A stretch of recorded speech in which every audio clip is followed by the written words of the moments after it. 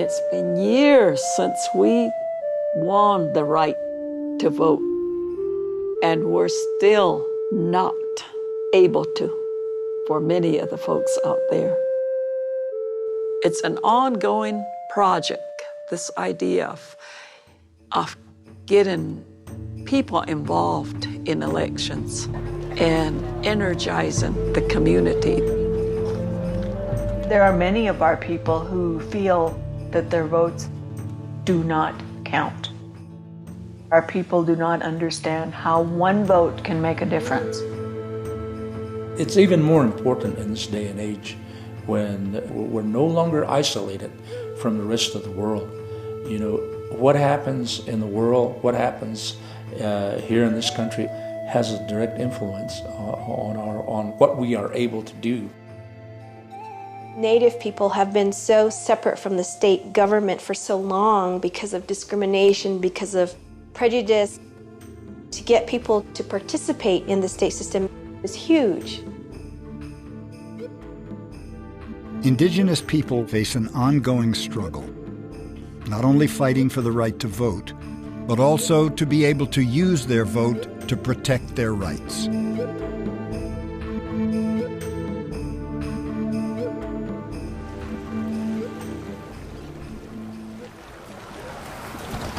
The history of conquerors seizing land and taking away the rights of indigenous people has been repeated in many countries and continues to this day.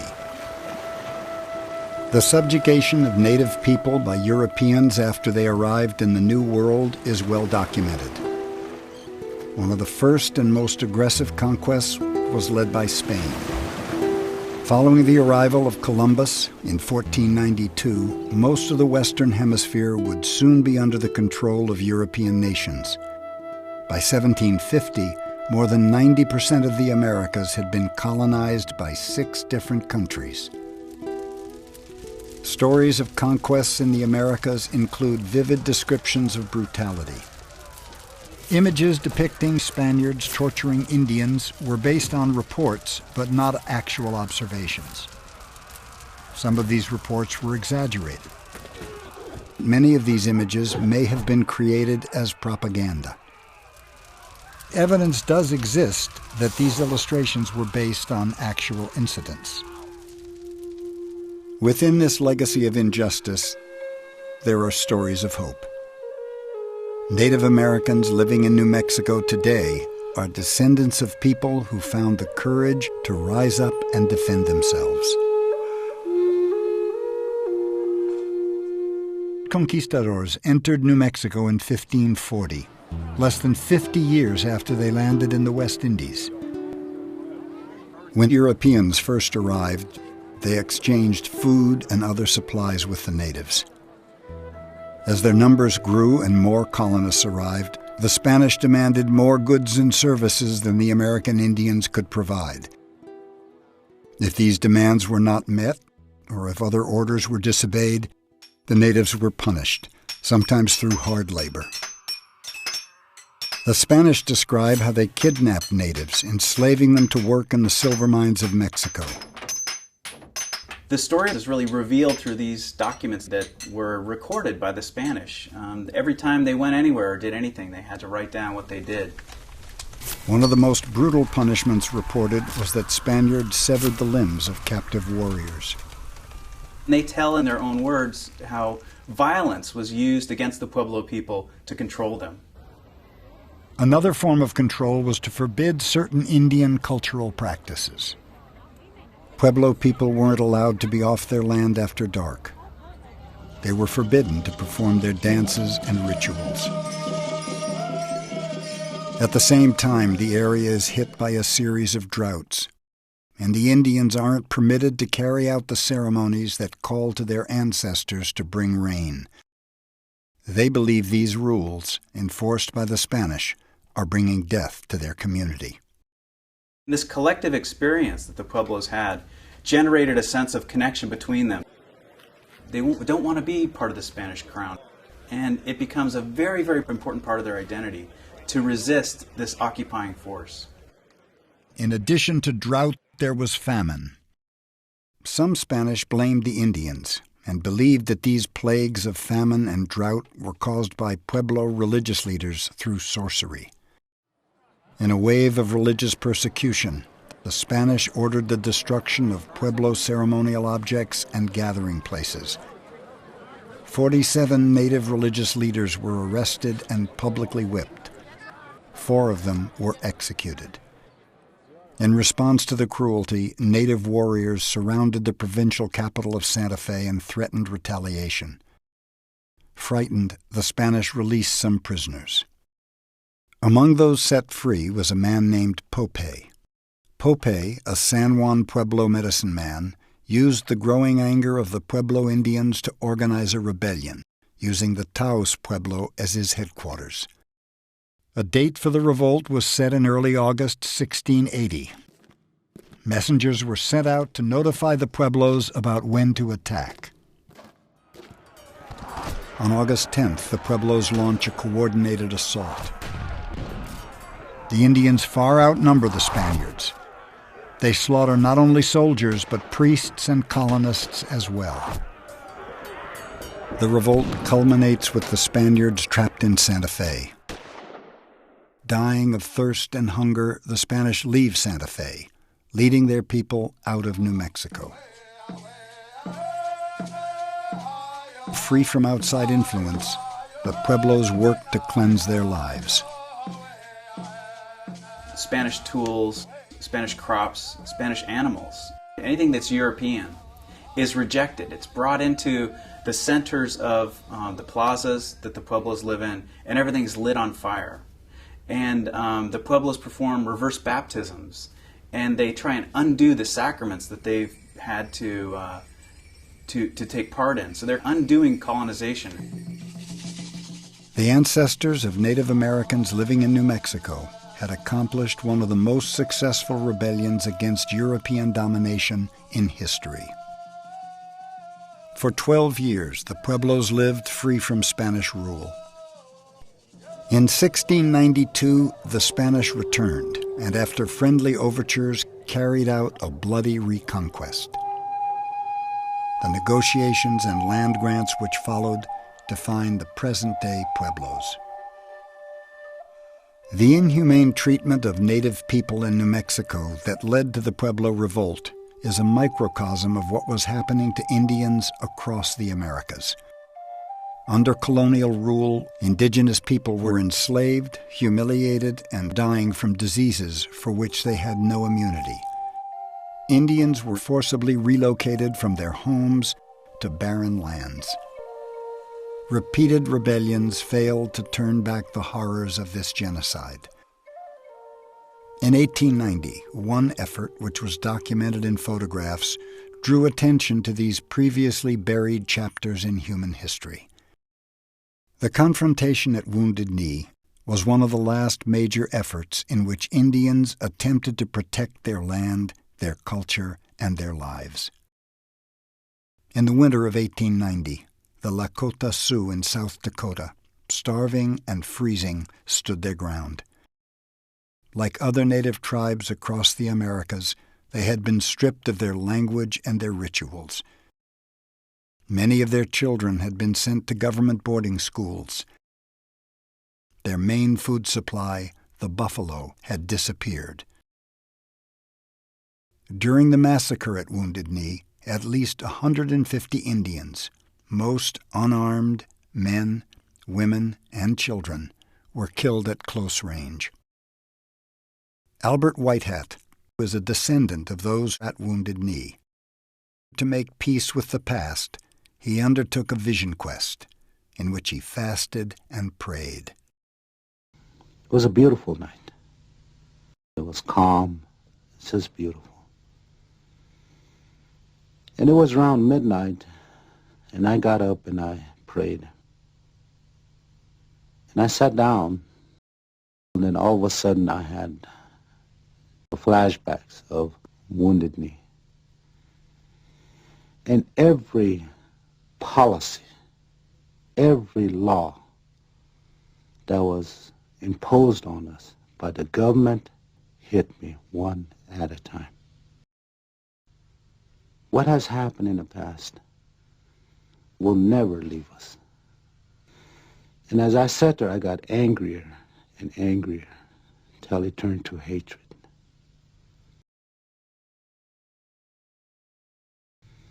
I got up and I faced the east.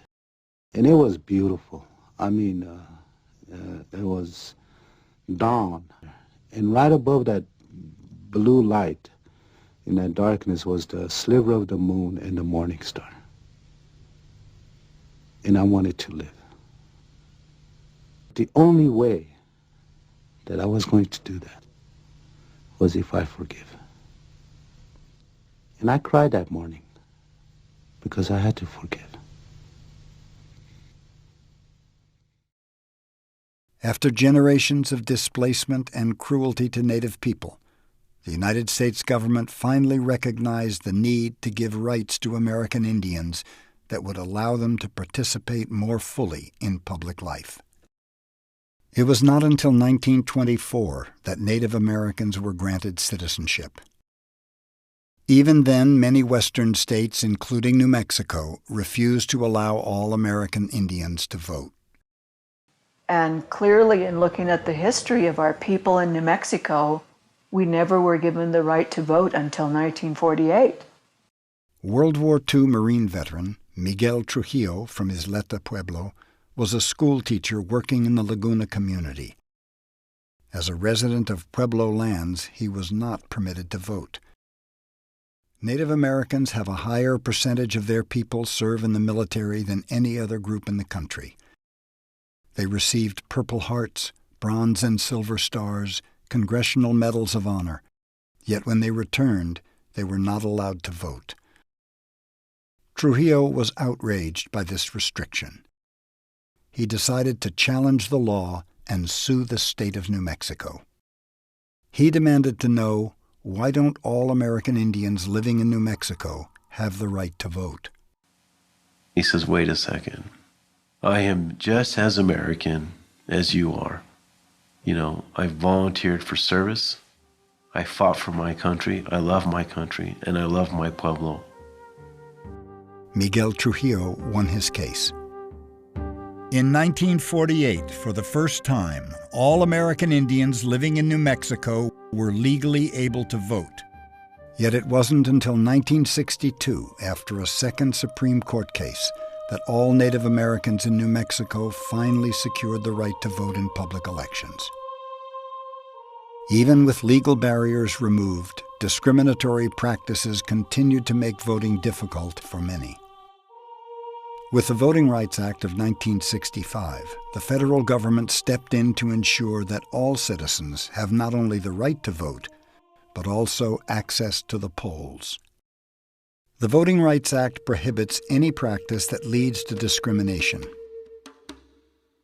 Despite this legislation, many American Indians remain reluctant to participate in federal and state elections. You go to some of the Pueblo folks and they say, you know, my government, the one that speaks to my heart, is Laguna. And you have to go to them and convince them, but New Mexico is your government and the United States is your government. You know, look at the veterans, and they understand that. But their heart is their Pueblo.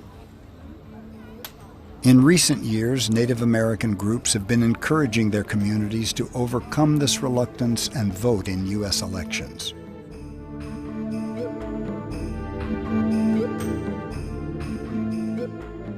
New Mexico has 19 Pueblos, 2 Apache tribes, and the Navajo Nation. For the 2004 presidential election, community members at the Pueblo of Laguna set out to register at least 500 Native voters so they could participate in United States public elections. While most Pueblos appoint their leaders, Laguna has a history of voting for its tribal government.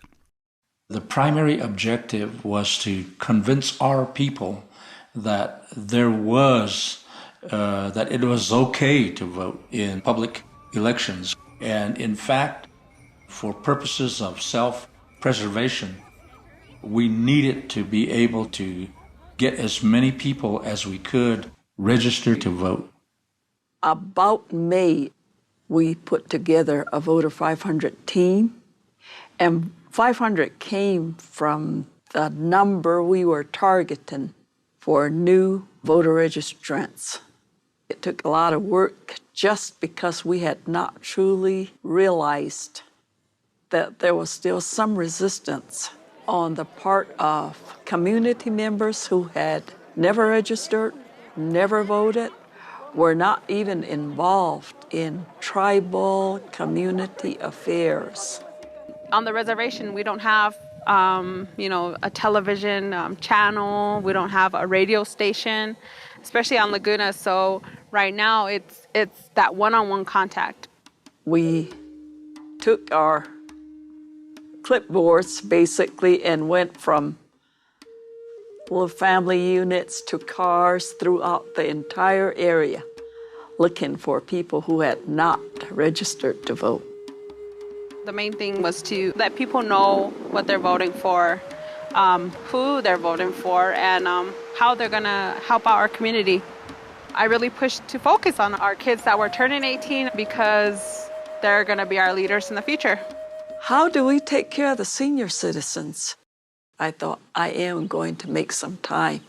And my gosh, we had staffers bringing folks who are in wheelchairs. I think I missed 2 people of that entire number of residents. People who, whether they're 18 or whether they're 80, and this is the first time they're voting. It's important because you're going to them and you're telling them, well, this vote really counts. It's really going to make a difference. We actually reached and exceeded that goal. We registered 541 tribal members here.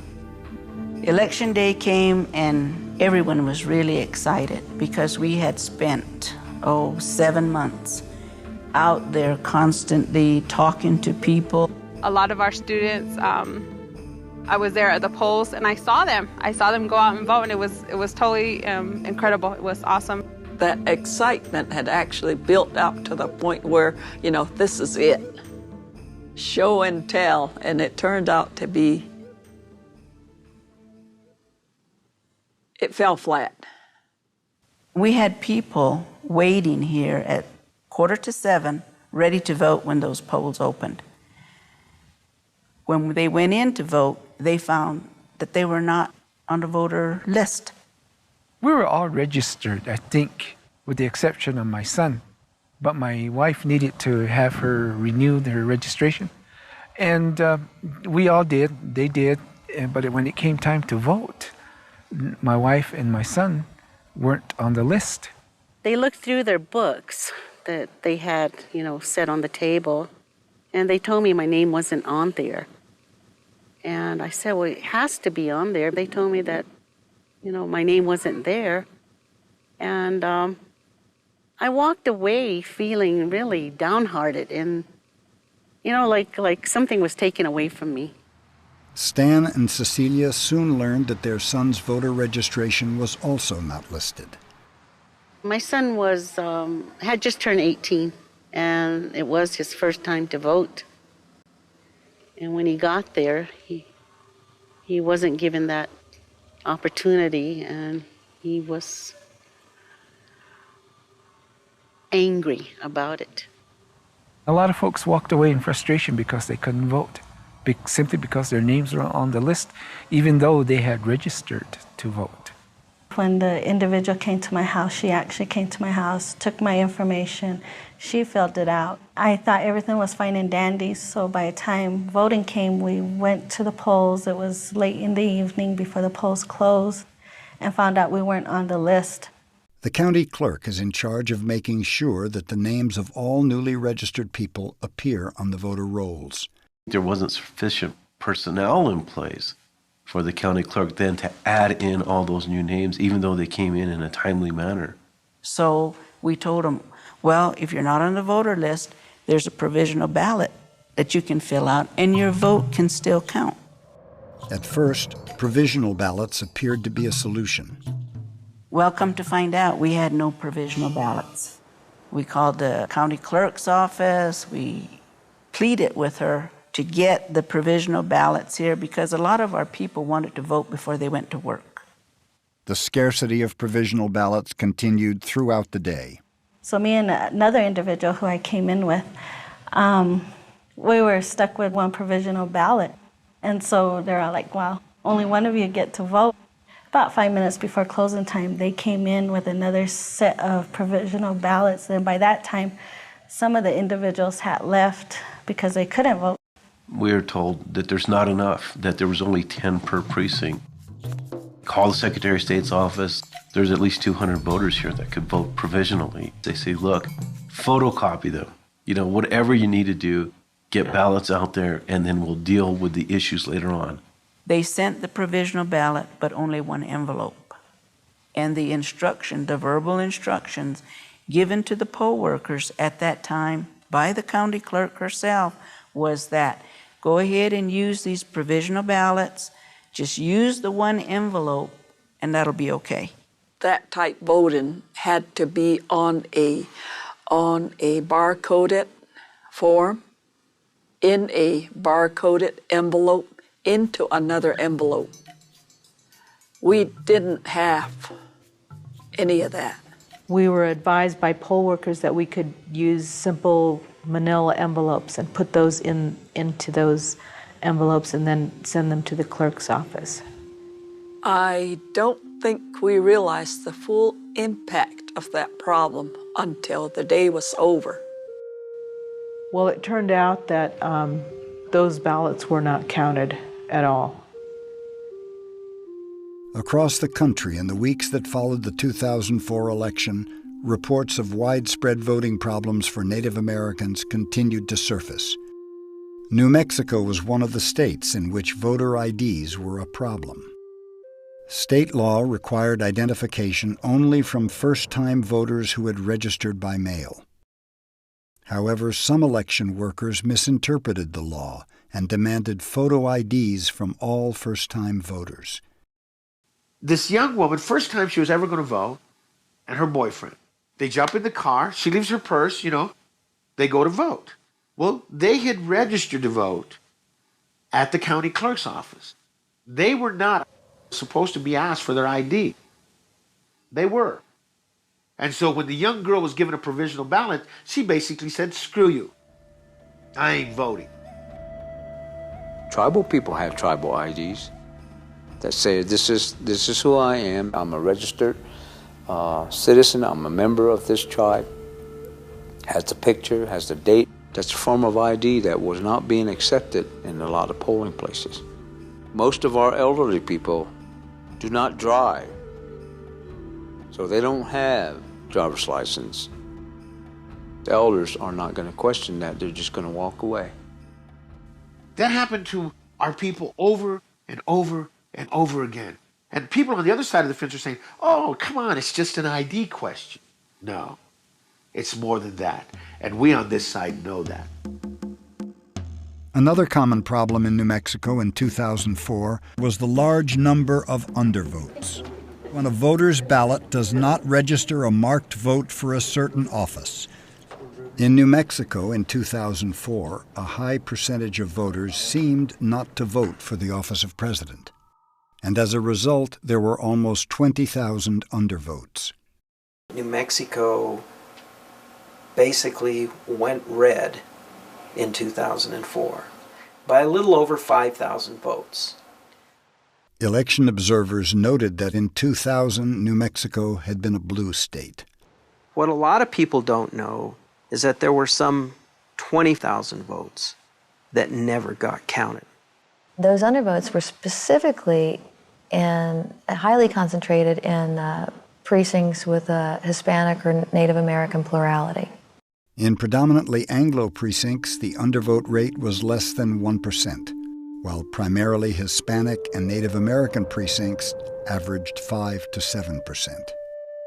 Among Native communities with a high undervote rate, Taos Pueblo's election results were especially alarming at 14%. We found that there were 53 votes that were lost.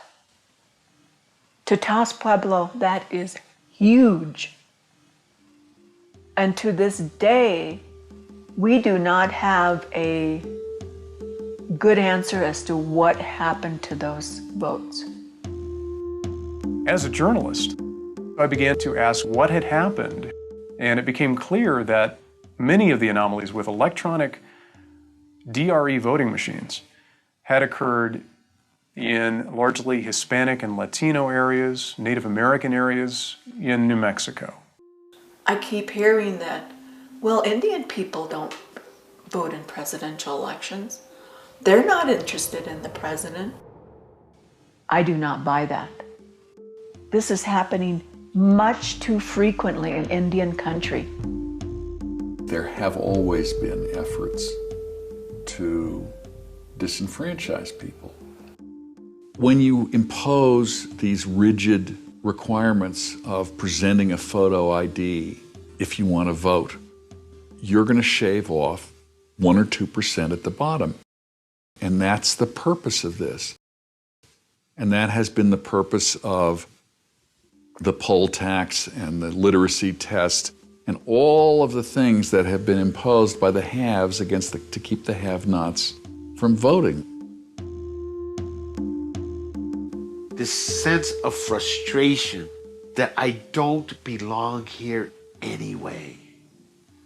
People came, on the phone to the house, and literally, I had some friends here crying, saying that's it.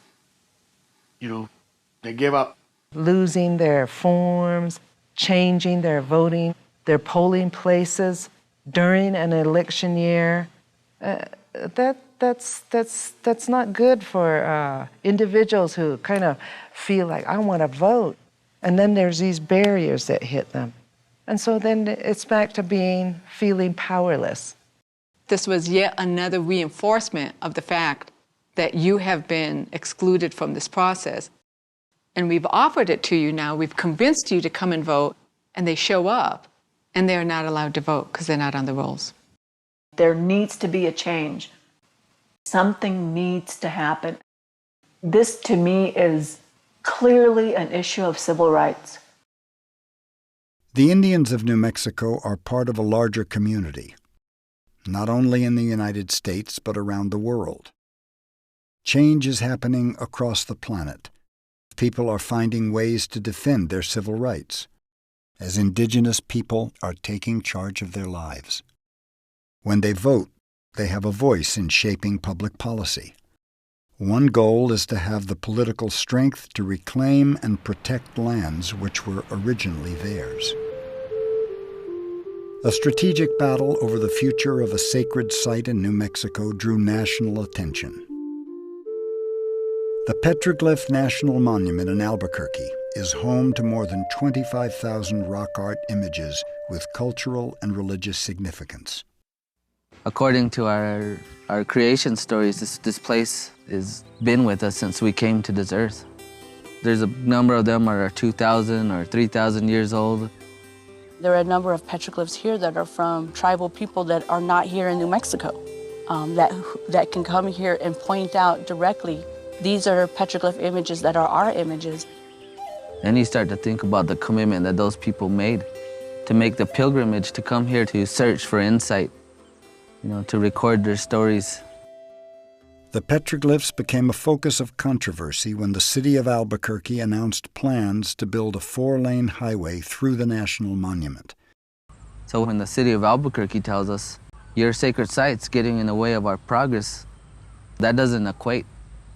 The fight to protect this area came together from tribal people who use this place.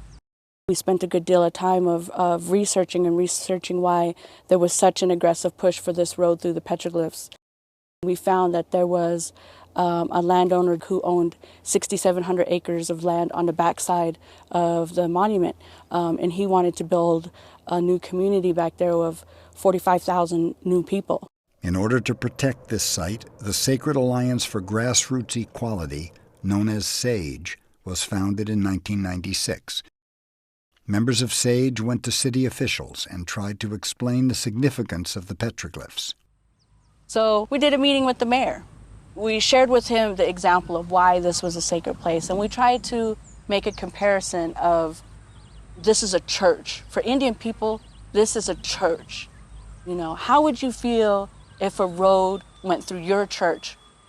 And he said, I would absolutely, without a doubt, never allow that over my dead body. And so we thought, well, great, that's what we're talking about here.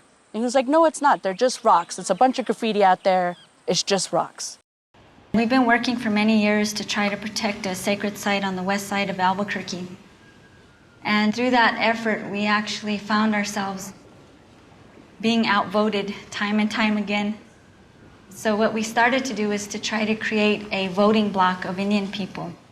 We realized that we had to be able to play as a community in making sure that people who understood this area and understood why it was sacred were those folks making the decisions. In 2002, SAGE created the Native American Voters Alliance. NAVA worked to register voters and educate them about the complexity of the upcoming bond issue. A majority of the city councilors were getting as much as 80% of their contributions from developer interest. So we pushed a very public campaign to bring attention to that. In 2003, Albuquerque citizens went to the polls to vote on the bond issue. And Native American voters said, this is the only time that we get to vote for whether or not we want that road through the petroglyphs. And they voted en masse. They voted overwhelmingly to defeat the road through the petroglyphs. That was the first time in the history of Albuquerque that a street bond had ever been voted down. SAGE's work was not yet done. A year after construction was stopped, a second bond measure to build the road was introduced. A city council member outlined specific guidelines to support this bond measure. He called his proposal to develop the road through the petroglyphs the Petroglyph Protection Plan. Calling the measure the Protection Plan misled some voters into believing that a yes vote would protect the petroglyphs. Partly due to voter confusion, the second bond measure passed, and construction of the road moved forward. SAGE activists tried to reach the public to stop construction through media coverage. They soon realized that they needed to do even more. Protesters placed themselves in front of bulldozers. Some protesters were arrested. Though SAGE failed to stop construction, they succeeded in demonstrating the importance of speaking out and voting. When we started getting involved in this political campaigns, our Native people would go out and vote for maybe one federal election and then not to vote again for another 8 years. We're being able to see now, they're not just voting in federal elections, they're taking part in municipal elections and county elections. And so it's a good thing for us to see when a community comes together that we can make that kind of change. New Mexico has an opportunity to lead the country in election reform. Although it is happening in other states, this state is really a case study in the necessity for election reform. In January 2005, a group of New Mexican voters, including Native Americans, filed a lawsuit against the Secretary of State. The suit underscored the fact that electronic voting machines made it possible to manipulate outcomes with a bias affecting certain ethnic populations. The suit sought to halt the use of voting machines on the grounds that the machines violated the plaintiff's right to vote. The case was settled when legislation banning the use of these machines was passed into law. In the 2006 election, New Mexicans voted on paper. Undervotes in Native American and Hispanic precincts dropped significantly when voters used paper instead of electronic machines. If there's a question about the integrity of the vote, you should be able to open up a box and actually look at individual ballots to do that. How do you do that? Paper balloting. In 2006, SAGE and NAVA organized a forum in Albuquerque with a focus on how to impact elections. The gathering was well attended by representatives from many different tribes. Now we realize the change has to happen, but the change has to be driven by us. Many of our people feel powerless And yet when we go home, we can definitely see the power within our ceremonies, within our dances, within our elders, within our religious leaders. I've seen a lot of young kids really starting to grasp for traditional cultures and languages. The people of Laguna were able to use the power within their own community to move forward and create change. Looking back at those problems encountered back in 2004 is basically the reason Laguna has become so committed. And when you've worked so hard at pulling these people out and actually getting them to register, you know, what do you say? We're so disturbed by what transpired on that day that we made our complaints known and the various agencies began to investigate. It became clear that there had been many illegalities, including violations of the Voting Rights Act. The federal government came in because of the disenfranchisement, because of the undervote, and said, you have got to set up a process to make sure that this tribe of Pueblo is included in the voting process. And that plan included the hiring of voting rights coordinators by the county clerk. The voting rights coordinator's job includes visiting communities to educate voters and training bilingual people to work at the polls. If we have the early voting happening at the reservations, it's going to be easier to have the necessary interpreter there. In 2004, there were 42 early voting sites in the state of New Mexico. Not a single one was at a Pueblo. We drafted a law that says that the clerks will be required to have early voting locations if requested by a tribe. Early voting on Pueblo lands would mean that American Indians could vote before Election Day right in the community where they live, and not at a voting site miles away. The law passed. What happened at Laguna highlighted a problem that then made us realize we'll be able to show those voters who got turned away, your vote is important, and because of what happened, we've tried to make things better. What Lagunas have now done is take an issue that affected them and turned it into something that will benefit all Native Americans who are living in remote areas when it comes time to vote. Native Americans are finally learning how the political process works. And when you see that well-oiled campaign machine, it is just totally awesome. Until Native Americans became active in the political process, they were ignored in the policymaking process. They are now active in the political process, and they're starting to be paid attention to in the policy arena. You've got committed people, you have people who volunteer, who give of their time, and who have a great passion that this thing, this political process of how it works, I am going to be a voice. I want to be a decision maker. We actually have the tools. We've developed them over the years that we've been in the struggle, and we're passing them on to young people. We're going to teach our young people how to carry this work forth. It's not unusual for a person in religious leadership or even those of us who are now elders to say to our family members, be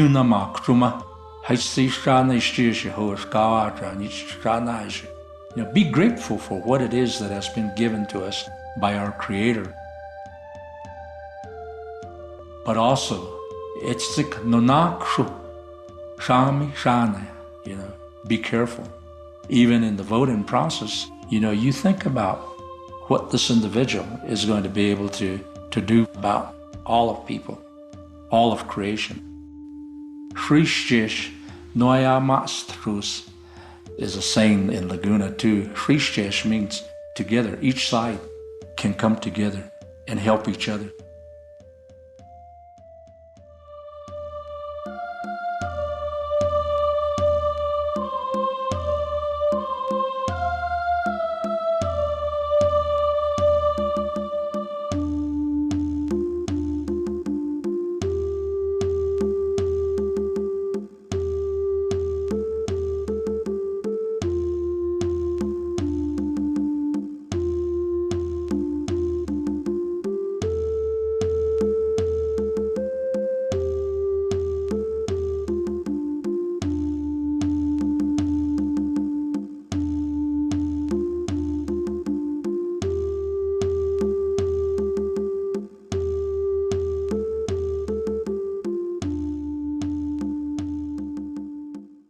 After 25 years of debate, in 2007, the UN General Assembly adopted the Declaration on the Rights of Indigenous People.